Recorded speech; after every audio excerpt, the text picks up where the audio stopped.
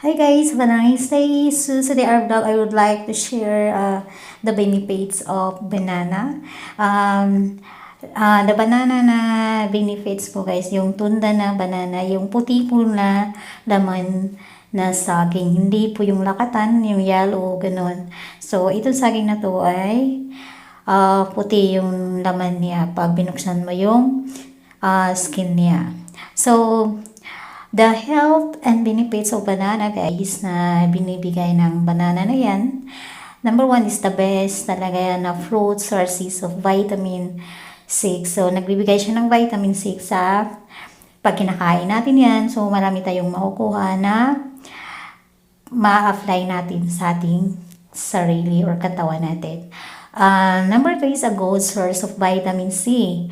So, may vitamin C din yung banana na yan. And number 3 is contain of manganese that is good for our skin.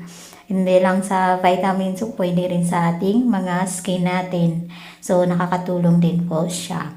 And number 4 is contain potassium that is good for heart, health, and blood pressure. Nakakatulong rin sa ating heart and sa ating blood natin. So, number 5 naman is AIDS, digestions, and health with gastrointestinal issues. So, yan po yung makukuha natin. So, 6 po ang makukuha natin na benefits sa saging na tundan na saging. Ayan po yung tinatawag natin tundan. Iwan ko lang kung anong tawag sa inyo dyan. So, number 6 is content 3 natural sugars. Number 1 is sucrose. Number 2 is fructose. Number 3 is glucose, giving us fat and cholesterol, free source of energy.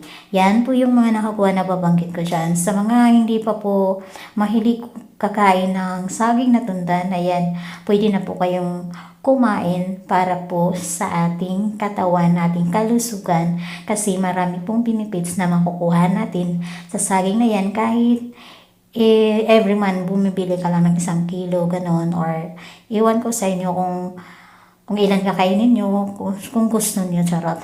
Ayan, so anyway, thank you for watching, and God bless everyone, and bye, and see you on my next vlog.